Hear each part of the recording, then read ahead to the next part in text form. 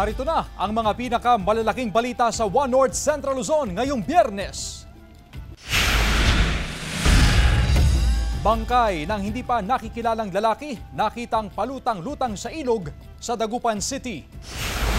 Pagnanakaw sa Tianguez, Ilocos Norte sa pool sa CCTV. Mga nasirang kagamitan sa loob ng mga silid-aralan sumalubong sa paghupa ng baha. At mahigit 150 barangays sa La Union, wala pa ring supply ng kuryente. Restoration posible raw abutin ng 3 linggo.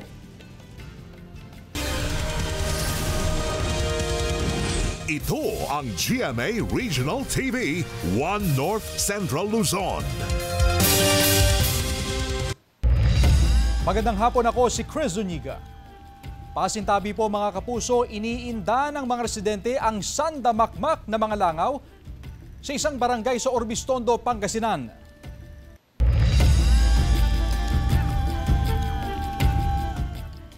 Kaya naman inireklamo roon ang poultry farm na umunoy pinanggagalingan ng mga langaw.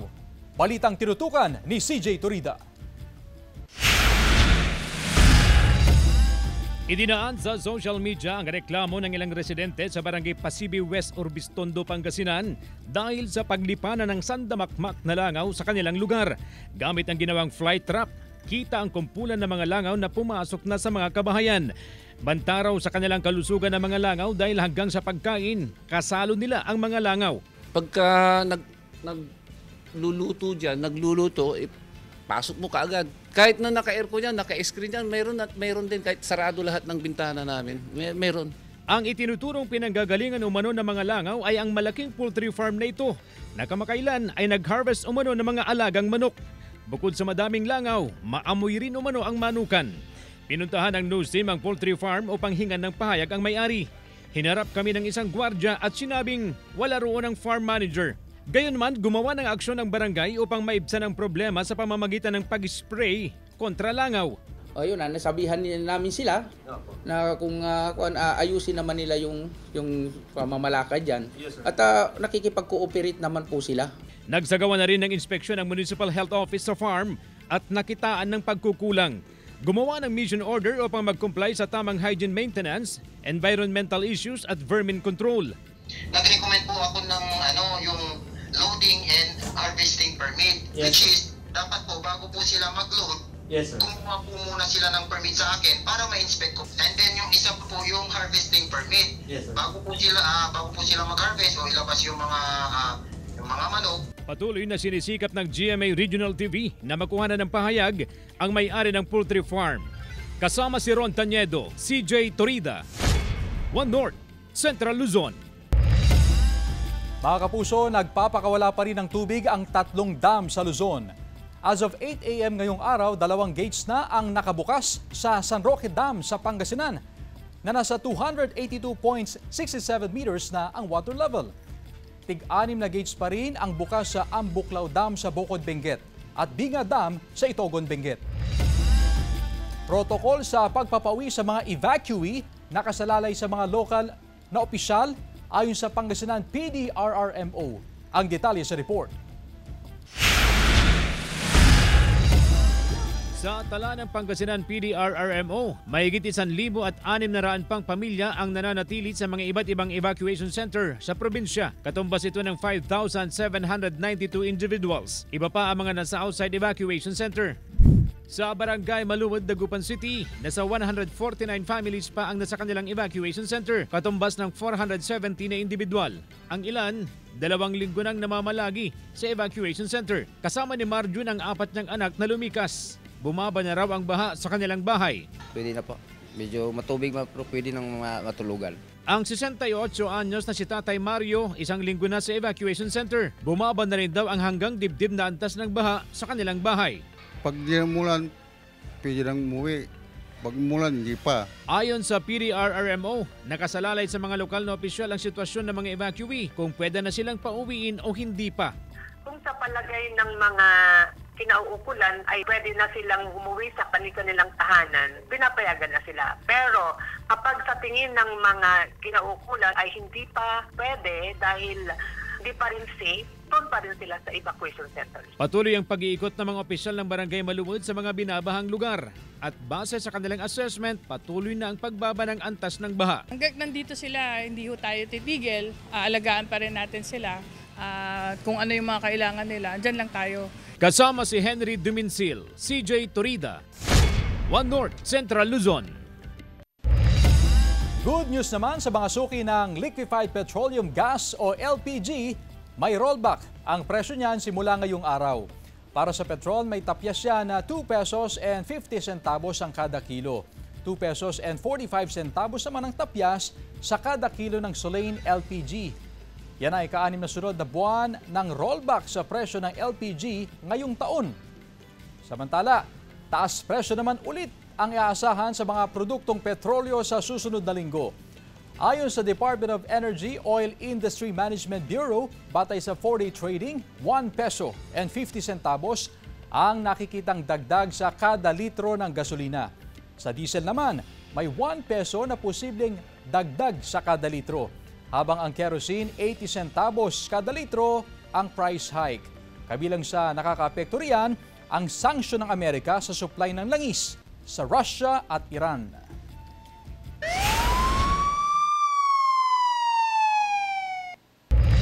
Bangkay ng hindi pa nakikilalang lalaki nakitang palutang-lutang sa ilog sa Dagupan City.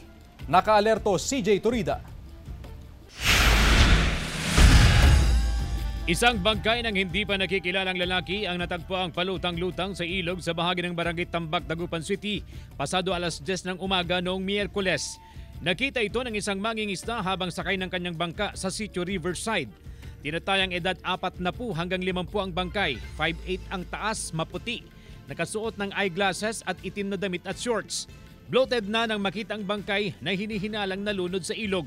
Walang nakikitang foul play sa pagkamatay ng biktima. Possible na naanod yung tao kasi according doon sa barangay, hindi naman po nila residente yon. Any details po na nakakakilala po dito sa ating biktima, kung pwede po sana ay makipag-ugnayan po dito sa aming istasyon. Natagpo ang patay ang isang taxi driver sa loob ng kanyang sasakyan na nakaparada malapit sa Rizal Park at Baguio City Hall umaga kahapon. Base sa investigasyon ng Baguio City Police, napansin ito ng isang security officer na nag-iikot sa paligid ng City Hall. Tubong La Trinidad Benguet ang biktima ayon sa pulisya. Napag-alaman na umiinom ng gamot ang biktima dahil sa alta presyon.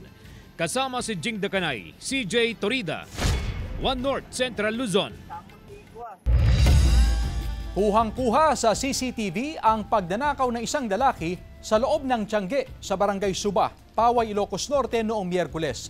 Sa video, makikita ang lalaking pumasok sa Tiangge at agad na dinampot ang lalagyan ng barya. Binuksan niya ang drawer ng lamesa at nilimas ang mga pera. Agad tumakas ang sospek na tinangay ang perang aabot sa 62,500 pesos. Sa pag-review ng pulisya sa CCTV, namukaan at nadakip ang 37 anyos na sospek. Na-recover naman ang perang ninakaw nito kung saan itinago sa kalapit na bayan. Nagsisisi naman daw ang sospek sa nagawang krimen at humihingi ng tawad. Nagawa lang daw niya na magnakaw dahil sa matinding pangangailangan. Desidido ang pamilyang ninakawan na magsampa ng kaso laban sa sospek.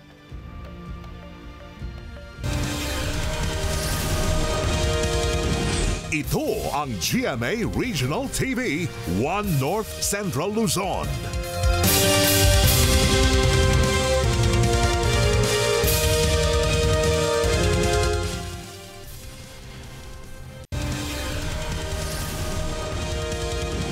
Ito ang GMA Regional TV, One North Central Luzon.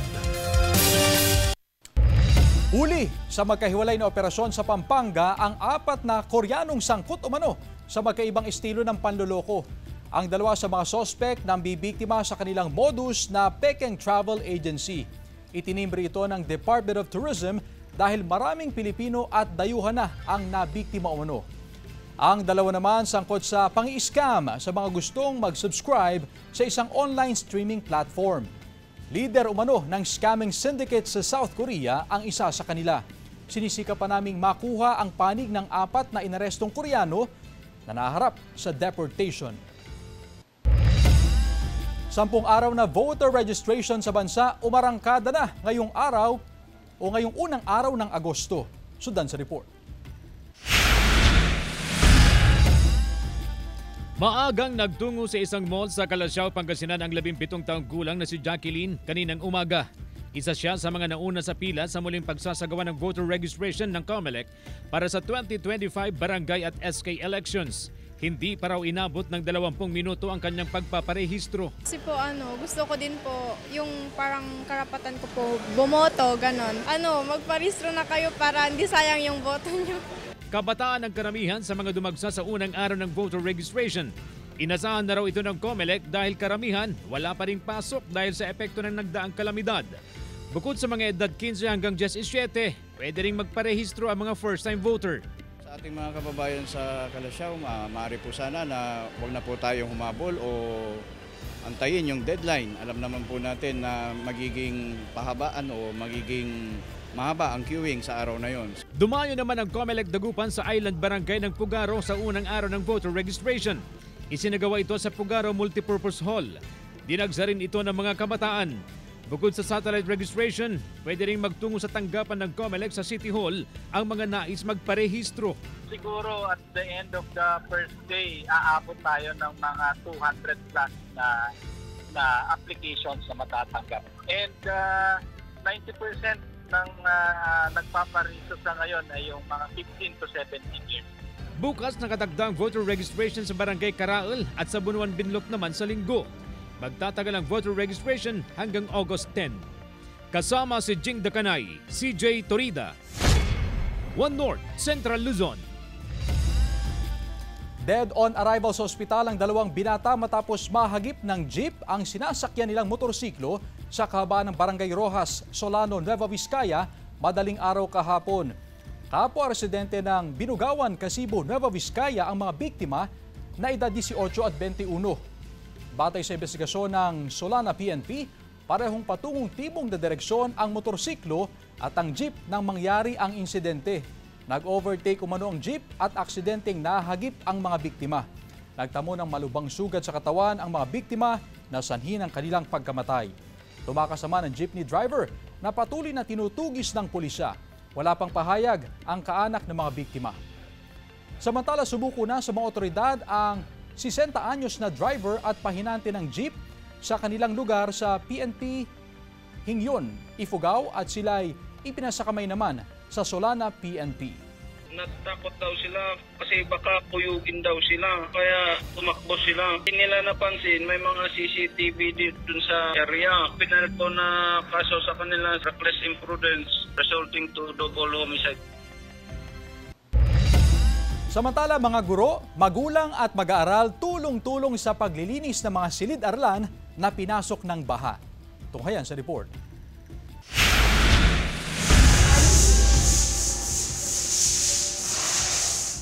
Naabutan namin na nagsasagawa ng general cleaning ang ilang magulang na ito sa loob ng isang silid-aralan ng West Central Elementary School 1 sa Dagupan City kaninang umaga. Isa lang ang classroom na ito sa mga pinasok ng hanggang tuhod na baha noong kasagsagan ng sunod-sunod na bagyo na nagpalakas sa hanging habagat. Nangangamoy na ang tubig at may bakas pa ng putik, kaya matyaga nilang kinuskus ang sahig ng classroom. Kailangan talaga bayan yan. Tulungan para na rin sa mga bata kasi ito. Binalikan din ni Teacher Love ang kanyang silid-aralan kaninang umaga at nanlumo sa nadatnan. Tumambad ang nasirang electric fan at iba pang kagamitan na sinira ng baha at hindi na mapapakinabangan. May napadpad pa nga na isda sa loob dahil sa nagdaang baha. Nanghihinayang dahil may mga nabasa tayong mga gamit, mga IMs natin para sa mga learners, then mga modules na hindi na itaas kasi unexpected na kasi yung nangyari. Todo kayo din sa paglilinis ang mga guro sa kanilang mga classroom. Tumulong na rin ang ilang mag-aaral. May mga evacuee pa raw sa paaralan pero pinaghahandaan na ng pamunuan ang muling pagpasok sa eskwela ng mga mag-aaral matapos ang kalamidad.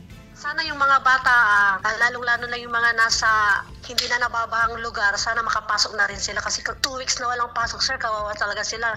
Kasama si Jing Dakanay, CJ Torida, One North, Central Luzon. Mahigit sa 150 barangay sa La Union ang wala pa ring supply ng kuryente dahil sa nagdaang bagyong Emong. Mula sa probinsya ng La Union, nakatutok doon live si Jasmine Gabriel Galban. Jasmine?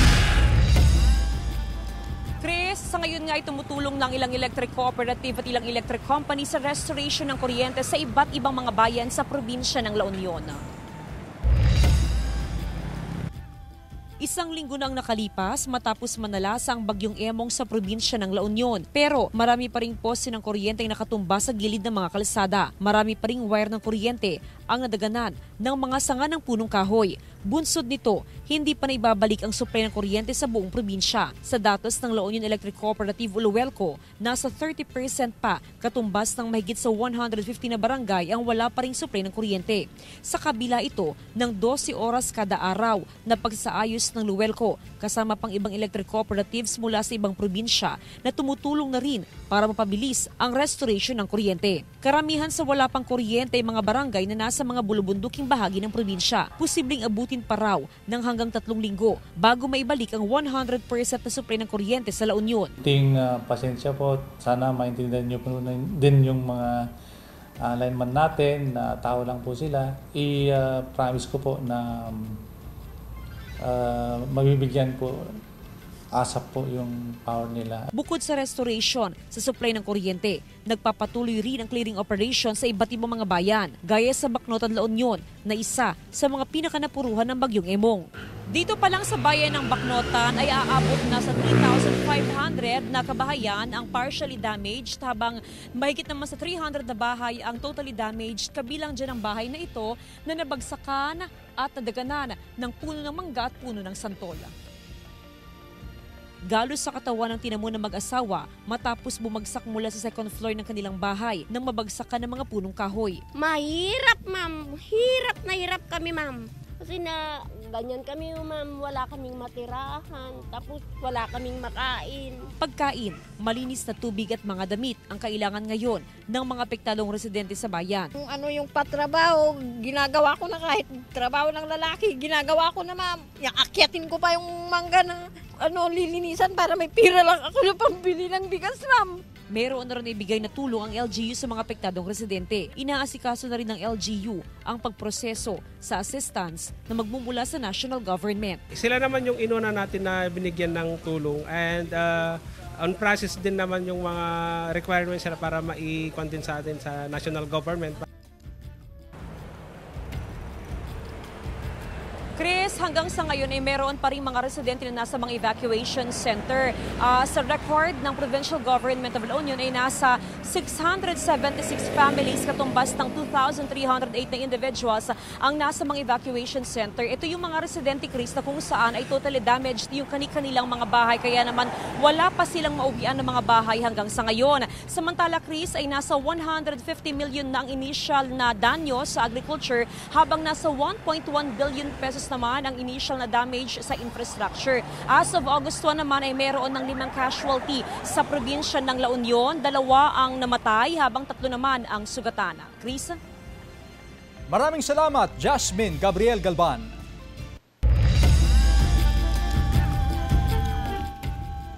GMA Kapuso Foundation na mahagi ng relief goods sa mga naapektuhan ng bagyong Emong sa Agno, Pangasinan. Silipin sa report ni Joel Fernandez. Nag-iwan ng matinding pinsala ang bagyong Emong sa Pangasinan, kabilang ang bayan ng Agno kung saan ito unang naglandfall. Ibinahagi pa ng ilan ang kanilang karanasan noong kasagsagan ng bagyo. Ay, po, narigat lang, ti kami jay, nako, nabakasan ti balay ko. Tungan na wanti sinilas ko nakota, nagan na nga na kaging gadto ti danong. Mga past 12 po yun, nilipad na po yung bubong namin. Mahirap po kasi hindi pa po kami lumikas nun. Lumikas pa kami, kasalukuyan pong nababaklas na po yung bubong. Isa sa mga pagsubok na daing ngayon ng mga residente kung paano silang makababangon muli. Ang bahay nila Nanay Hermina natanggalan din ng bubong, kaya tuwing umuulan, tumutulo ang tubig sa kanilang kusina. Sana po magawa po yung aming bubong kasi hindi po namin matirahan yung bahay. Bukod sa kawalan ng kuryente sa lugar, problema pa rin ang supply ng inuming tubig. Kaya naman nagtungo ang GMA Kapuso Foundation para maghatid ng tulong sa bayan ng Agno. Sa pamamagitan ng Operation Bayanihan, nakapaghatid ng tulong sa 1,000 individual sa bayan. Nagpapasalamat po ako sa GMA.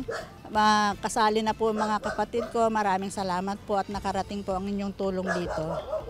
Nahandugan din ng tulong mula sa Kapuso Foundation ang iba pang bayan sa Pangasinan. Patunay lamang ito na sa panahon ng kalamidad, nangingibabaw pa rin ang bayanihan ng mga Pilipino. Hindi matitibag ng anumang sakuna ang determinasyon ng bawat residente na muling bumangon mula sa anumang pagsubok at kalamidad. Kasama si Jing Dakanay, Joel Fernandez, One North Central Luzon.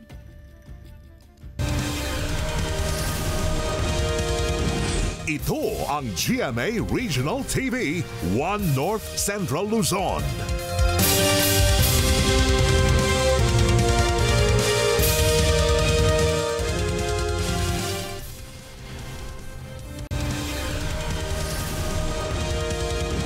Ito ang GMA Regional TV, One North Central Luzon.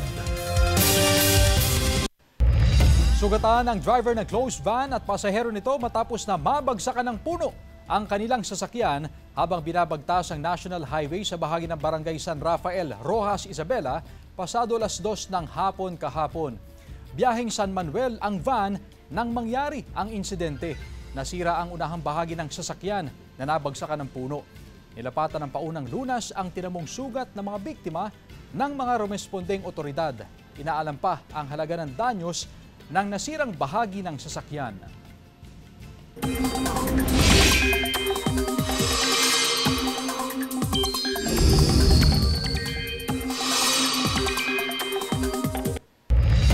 Mga kapuso, patuloy na minomonitor ng Pag-asa ang bagong sama ng panahon malapit sa bansa.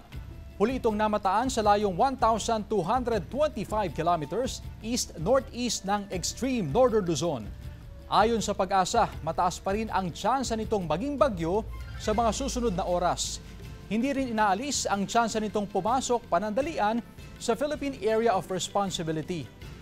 Tuloy-tuloy naman ang pag-iral ng habagat, pero kumpara nitong mga nakalipas na araw ay unti-unti nang humihina ang epekto sa bansa. Base naman sa datos ng Metro Weather, may mga kalat-kalat na ulan sa ilang bahagi ng Ilocos Provinces, Isabela, Kalinga, Mountain Province, La Union, Benguet, Nueva Ecija at Zambales. Posible rin ang pag-ulan sa ilang pang bahagi ng bansa. Timbog naman sa bypass operation ang 40 anyos na tinaguriang drug queen sa Bugyas, Benguet. Tutukan sa report.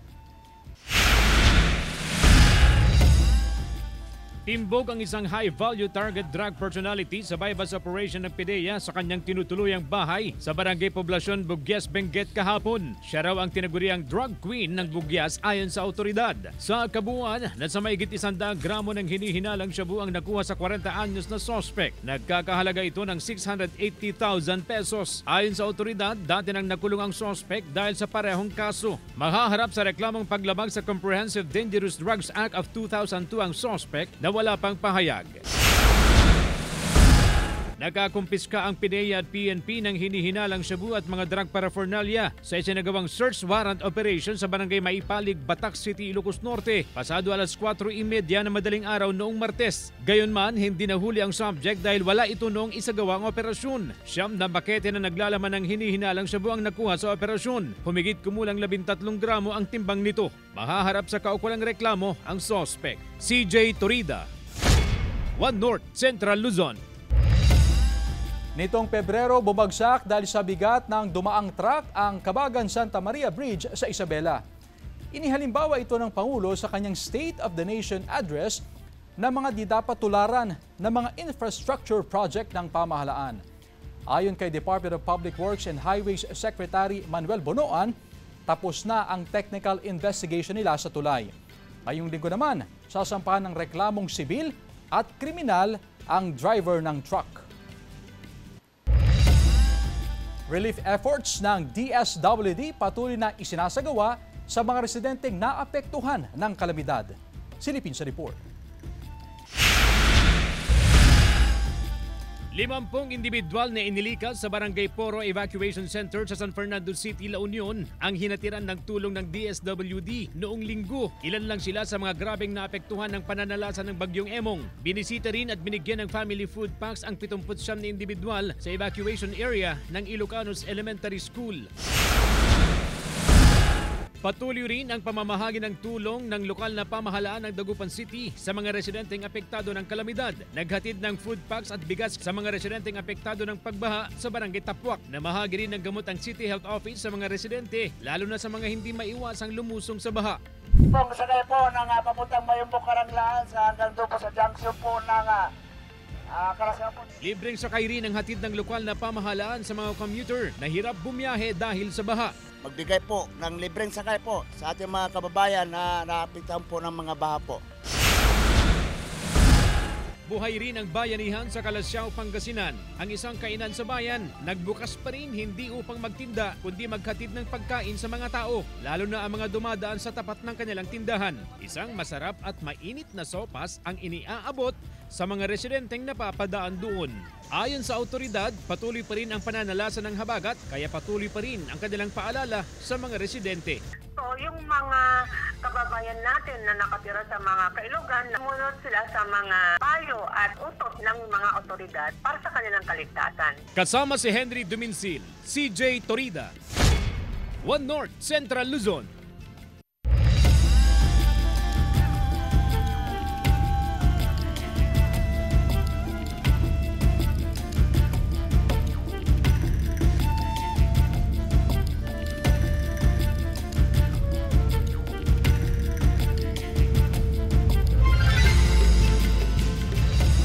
Nagsagawa ng misting operation ang pamunuan ng Municipal Health Office sa mga pampublikong paaralan sa Mangaldan, Pangasinan. Walang pinalampas na silid-aralan sa Mangaldan National High School. Binugahan ng water-based na pampatay ng lamok. Nilagyan din ng larvicide ang mga namuong tubig sa paligid ng eskwelahan upang mapuksa ang mga kiti-kiti na posibleng magdala ng dengue virus. We have 26 public schools, 2 high schools. May mga integrated high schools po tayo. Yung sa private, susunod na po. Samantala, mapapanood niyo po ang episode na ito at iba pang pinakahuling lokal na balita sa official website ng GMA Regional TV, www.gmaregionaltv.com. Pwede rin kayong bumisita sa aming official YouTube channel, GMA Regional TV, at i-click ang subscribe button para sa pinaka-mainit na balita mula sa mga rehiyon. Nais din naming pasalamatan ang mga kapuso sa Hilaga at Gitnang Luzon, maging ang mga kapuso natin abroad. Dahil sa GMA Regional TV, local news matters. At yan ang mga pinakamalaki at pinakahuling balita sa Hilaga at Gitnang Luzon. Maraming salamat sa pagsama sa amin, pati na ang mga kapuso sa ibang bansa na tumutok sa mga balita sa rehiyon. Ako po si Chris Zuniga. Kami, ang GMA Regional TV, One North Central Luzon. Buong puwersa para sa mas malaking misyon at mas malawak na paglilingkod sa bayan.